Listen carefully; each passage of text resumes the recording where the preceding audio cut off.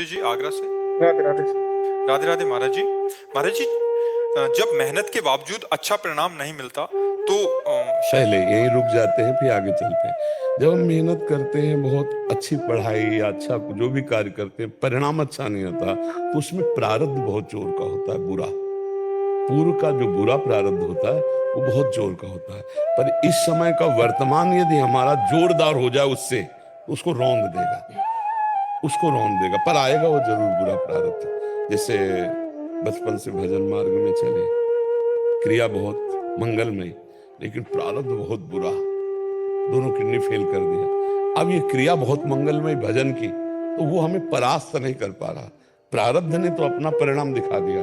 तो जब कभी कभी ऐसा होता है कि बहुत अच्छी पढ़ाई की, बहुत अच्छा मेहनत किया, बहुत अच्छी किसानी की, पर हमारा जब परिणाम आया तब वो नहीं आया जो आना चाहिए, या जो परिणाम आया उसमें बड़ा विघ्न पड़ गया, वो नष्ट हो गया।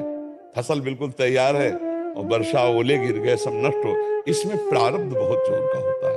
बुरा जो हमारा पूर्व किया हुआ कर्म है वो हमको आके नष्ट कर देता है। जैसे कुछ पाप होते हैं कि हम लोग जानबूझ करके भी उसे पाप ना समझते हुए कर बैठते हैं। जैसे गृहस्थी में गर्भ हत्या, भ्रूण हत्या, बहुत से ऐसे पाप हैं जो बहुत बड़े पाप हैं, उनका कोई प्रायश्चित नहीं करते, वो हो जाते हैं। अब वो क्या करते हैं, हमारे जीवन की उन्नति में, हमारे मंगल विधान में आकर के टांग लगा देते हैं। ऐसे पूर्व में कितने हमारे पाप हो चुके हैं। तो इस समय वर्तमान में हम जी जान की मेहनत करते हैं, पर सफलता नहीं लगती, क्योंकि पूर्व, और ऐसा देखा गया कि कोई कोई है, कोई बुद्धि नहीं है, कोई वो मतलब मेहनत उस कोट की नहीं हो, बहुत सफलता है, उसका पूर्व का पुण्य काम कर रहा है। तो हमको उसके पूर्व के पुण्य के प्रताप को देख करके अपने को कोसना नहीं है। अब हम नई खेती अच्छी करेंगे, ये हमारा पूर्व का प्रारब्ध है। एक बार गिरे, दो बार गिरे, लेकिन हर बार प्रारब्ध थोड़ी हमको गिराएगा। हम हर बार नया प्रयत्न करके एक बार सफलता प्राप्त करेंगे आगे। उसके लिए फिर मतलब नाम जप ही। हाँ, नाम जप करते रहो, जो कार्य करो उसे बार बार करने की चेष्टा करो, उसको हारने की चेष्टा नहीं। एक बार असफलता, मान लो किसानी है या कोई व्यापार है या कोई भी कार्य है, हमको इस व्यापार में सफलता नहीं, तो हम दूसरा व्यापार करते हैं, तीसरा करते हैं, चौथा करते हैं, एक दिन तो सफल होगा, क्योंकि हर क्रिया का फल है। और वो प्रारब्ध हमको बार बार गिरा रहा है, तो कब तक गिराएगा, वो जमा कितना होगा, कितना गिरा। और नवीन हम नाम जप कर रहे हैं तो हमारी उन्नति निश्चित हो जाए।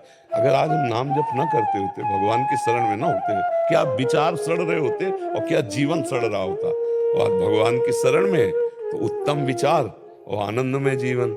सुबह से हम भूले हुए हैं कि हमारी किडनी फेल है, भूले हुए हैं, क्योंकि हम चर्चा में लगे हुए, भगवान की वार्ता में लगे हुए, भगवान में लगे हुए। तो हमें कितनी सुंदर दिनचर्या दी भगवान ने, ऐसा रोग होते हुए सब चल रहा है। अगर ये ना हो तो मतलब क्या तुम्हें, अब जैसे हम बैठे हैं ना, कोई ऐसा अंग नहीं जिसमें दर्द ना हो, लेकिन ये क्यों हमको व्याप नहीं रहा, क्योंकि हम है नहीं वहां, उस चिंतन में नहीं है। हम श्री जी का चिंतन, भगवत चर्चा, अब जैसे शांत एकांत बैठ गए तो फट से अपने में लग गए, वहां हम जा ही नहीं, वो हमें घसीटे नहीं पा रहा, इसलिए हम एकदम स्वस्थ से नजर आते। लोग पूछते हैं सही में तुम्हारी किडनी खराब है, लोगों को लगता है कि मतलब ऐसे चकाचक दिखाई दे रहे, खूब बोल रहे, कैसे किडनी। तो ये प्रारब्ध का अपना प्रभाव है और हमारे नवीन कर्म का ये प्रभाव है। तो हम इतना जोर कर नवीन कर्म करें कि बुरा से बुरा प्रारब्ध भी हमको मिटा ना पाए, हमको नष्ट ना कर पाए, क्योंकि कर्म तो बुरे होते ही। देखो, जैसे हम कहते हैं भगवान यार सही निर्णय नहीं किया, ईमानदारी से देखो, आप इसी जन्म के देखो, अगर बचपन से लेके अभी तक के कर्मों का हिसाब, एक कर्म का, तो आजीवन जेल में होते। आप ईमानदारी से देख लो, किसी बच्ची के छेड़ने का फल क्या होता है। और ये गलतियां कोई बिरला ऐसा होता होगा जिससे ना होती हो, नहीं प्राय सबसे हो जाती है। कुछ ऐसे पाप हो जाते हैं, कुछ ऐसी गलतियां हो जाती है जो आज तक दबी हुई हैं, हमारी कोई जाना नहीं और उनका फल कोई मिला नहीं। तो अब बीज दबा है तो अंकुर तो होगा, उसमें फिर फल तो आएगा ही, भोगना पड़े। होती है ना गलतियां ऐसी। अगर हमारे जीवन के रजिस्टर को खुद हम ही जांचे और निर्णायक रखा जाए, तो यही हाथ जोड़ जाएंगे कि भगवान बड़ी कृपा है जो आपने मुझे बचाया, नहीं तो जरा जरा सी गलती में फंस जाए, जरा सी गलती में तो जेल पहुंच जाए, जरा सी गलती में। तो ऐसी कितने जन्मों में हमारी गलतियां होंगी, वो हमारी जमा है, वो हमारी जमा है। बहुत बड़ा गलती का दंड मिलता है, बहुत बड़ा दंड। 5 मिनट की घटना में ऐसे कितनी गलतियां हमसे हुई है। मतलब जैसे जो मांस खाते हैं, एक जीव है, जैसे हमारा शरीर प्रिय है, ऐसे हर जीव का शरीर। अब उनको पता है, बोले 10 साल से मांस खा रहे हैं, अब कितने जीवों को खा गए, अब कितने जीव हत्या हुई आपसे। अगर उनका टोटल हिसाब जोड़ा जाए तो कितने जन्म तुम्हें मुर्गा और बकरा बन के काटना पड़ेगा। क्योंकि पक्का तुमने जिनका, बोले हम काटते नहीं, हम तो दुकान से लाते हैं, बात एक ही हुई, एक ही बात हुई। आपने उनका, तो अब आपको मान लो आपने 5000 मुर्गा खाए, अब 5000 जन्म आपके मुर्गा के होंगे, 5000 बार आपका गला कटेगा। और अब अगर भगवान उसको इसमें निपटा दे कि आप जा रहे थे, अचानक एक्सीडेंट हुआ, आपका पैर टूट गया, फ्रैक्चर ठीक हो गया, लंगड़ा के चल रहे हो, लेकिन 5000 बार जन्म के नाश हो गए और नाम जप करते हो, इसी जन्म में भगवान को प्राप्त हो गए, तो मुनाफा हुआ कि घाटा।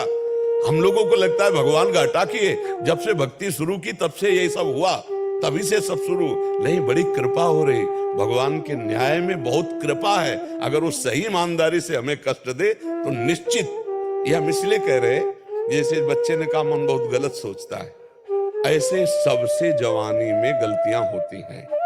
कोई बिरला ऐसा होता होगा जो भजन में लगा है तो वो पाप कम हुए हों, पाप ना हुए हों, ऐसा हम फिर भी नहीं कहेंगे, क्योंकि मन है, किसी की जरूरत नहीं, अपने आप से अपने आप में नष्ट कर रहा है। जैसे मानो एक बार के वीर से एक संतान उत्पन्न होती है, उसमें होता है ना, आप उसी को नष्ट किए, क्या वो अपराध नहीं है? व्यर्थ में आपने उसको नष्ट कर दिया। आप, ये सूक्ष्म विचार है, अगर वही यथा स्थान धर्म पूर्वक पहुंच जाता तो उससे संतान होती ना, उसको व्यर्थ किया ना, उसको नष्ट किया ना, तो क्या उसमें पाप नहीं है? शास्त्र में लिखा हुआ है, व्यर्थ उसको नष्ट करने का अधिकार नहीं है। जैसे आपको अपना शरीर नष्ट करने का अधिकार नहीं है। अगर अभी आप अपने शरीर को नष्ट करने की चेष्टा करें, पुलिस में रिपोर्ट कर दी जाए तो आप बंदी बना लिए जाएंगे। ये सरकारी है वस्तु, आपके शरीर पर आपका उतना अधिकार है, केवल खाओ पियो मौज करो सेवा करो, लेकिन आप इसको नष्ट नहीं कर, ऐसे उसको नष्ट नहीं कर सकते। वो एक अमोघ शक्ति है। ऐसे कौन विचार कर रहा है? कितने हजारों बार नष्ट कर रहे हैं, क्या वो पाप नहीं बन रहा?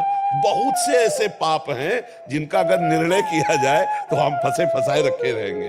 तो हमारे अब वो दिमाग में तो है नहीं कि हमने पाप किया, अब वो जब निर्णायक के द्वारा निर्णय करके वो हम जब उन्नति में जाएंगे, पाप का फल होता है दुख, संकट, विपत्ति। तो अगर हमने जो चाहा वो हो गया तो दुख और विपत्ति आएगी कैसे? जो हम चाह रहे हैं उसमें वो टांग मारेगा, और उसके उल्टा जब होगा तब हम बैठ के जलेंगे, तो ये जलन से वो पाप नष्ट हो रहा है। इसलिए हमको चाहिए नाम जप करें, दूसरों को सुख पहुंचाने की चेष्टा करें, तो जो दूसरों को दुख पहुंचाया हमने, पाप किया, वो नष्ट हो जाएगा और आगे हम उन्नति को प्राप्त होंगे। पक्का सिद्धांत है, इसमें कोई छुपाव वाली बातें नहीं और इसमें कोई दम्भ पाखंड की बात है, सच्चा। इसलिए आज सच्चा सिद्धांत सुनना लोग कम चाहते हैं।